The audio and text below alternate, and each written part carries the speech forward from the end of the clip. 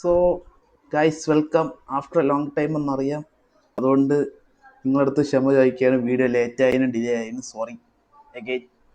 Video വേറൊന്നുമല്ല, smart phone price ഹൈക്കും അതിൻ്റെ കുറച്ച് അന്വേഷണങ്ങളുമാണ് ഞാൻ ഇന്ന് നോക്കിയിട്ട് റിസർച്ച് നടത്തി പറയാൻ വേണ്ടി വന്നതാണ്. കുറച്ച് ലേറ്റായി അതിൻ്റെ റിസർച്ചും, പിന്നെ എനിക്ക് ക്ലാസ് കാരണം കുറച്ച് ലേറ്റായി. പിന്നെ ഈ വീഡിയോ ഞാൻ ഒന്നേന്ന് റീഷൂട്ട് ചെയ്യാണ്. ഇന്നലെ എഡിറ്റ് ചെയ്ത വീഡിയോയും എടുത്തതിൽ ചെറിയൊരു പ്രശ്നം പറ്റി ഞാൻ വീണ്ടും ഒന്നേന്ന് എടുക്കുകയാണ്, സോറി. അപ്പോൾ വീഡിയോയിലേക്ക് ഇറങ്ങാം.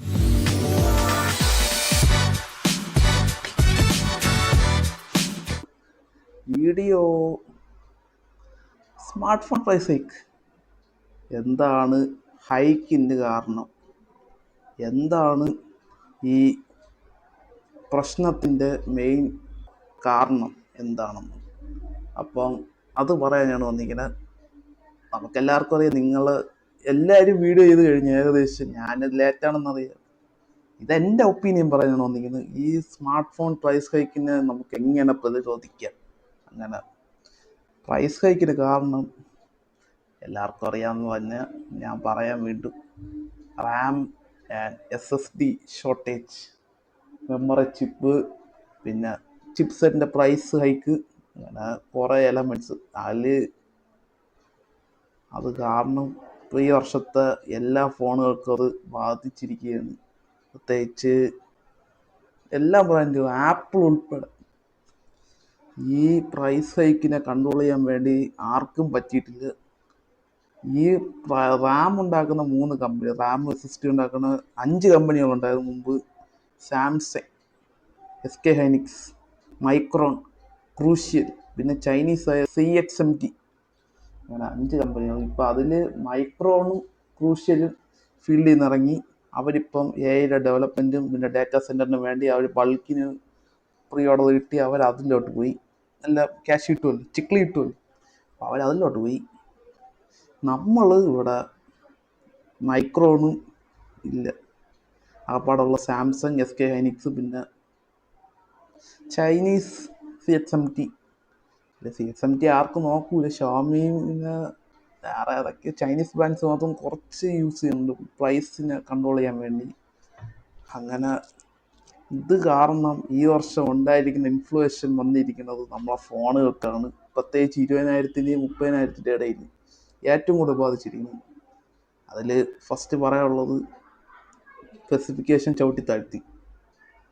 HD+ display, IPS LCD, no camera means ultra wide ഇല്ല, 4K റെക്കോർഡിംഗ് ഇല്ല, OIS ഇല്ല, പിന്നെ വേറെ ഡിമൻസിറ്റി മീഡിയടെക്കിൻ്റെ 6300 അല്ലെങ്കിൽ 6400, 50,000 രൂപയുടെ പ്രൈസ് റേഞ്ചിൽ 7400 അല്ലെങ്കിൽ 7300.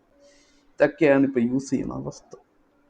ടെലിഫോട്ടോ വേണമെങ്കിൽ 50,000-ന് മുകളിലോട്ട് പോകണം. നമുക്കിപ്പോൾ ഒരു നല്ലൊരു ക്യാമറ സെൻട്രിക് ഫോൺ വേണമെങ്കിൽ. അതാണ് ഇപ്പോഴത്തെ കാലഘട്ടത്തിൽ നടക്കുന്നത്. ഇതിൻ്റെ ഇൻഫ്ലുവേഷൻ അടുത്ത വർഷം 2027 വരെ കാണുമെന്ന്, ഇതിനേക്കാളും ഭീകരമായിരിക്കുന്നു കേട്ടോ 2027 സ്മാർട്ട് ഫോണിൻ്റെ അവസ്ഥ. ആപ്പിളാണ് ഈ പ്രൈസ് സൈക്കിൾ ഏറ്റവും കൂടുതൽ ട്രെൻഡ് നേടിയിരിക്കുന്നത്. ഏറ്റവും കൂടുതൽ വില കൂട്ടിയത് ആപ്പിളാണ്.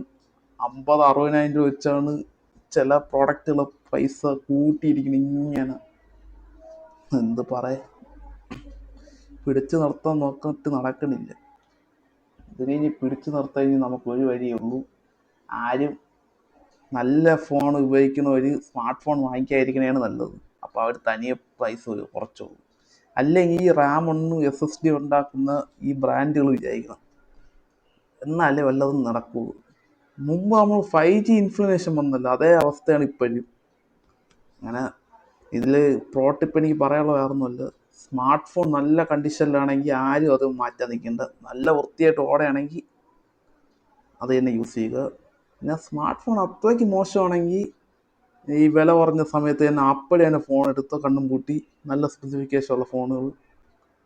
പിന്നെ ഇതിൽ ഒരു ഇൻക്രീസ് മാത്രമേ ഉണ്ടായിട്ടുള്ളൂ ഈ ഇത്രയും വർഷം ടെക്നോളജി. അത് ബാറ്ററി 10,000-15,000 ഇങ്ങനെ പറഞ്ഞ് കൂടിപ്പോയാണ്.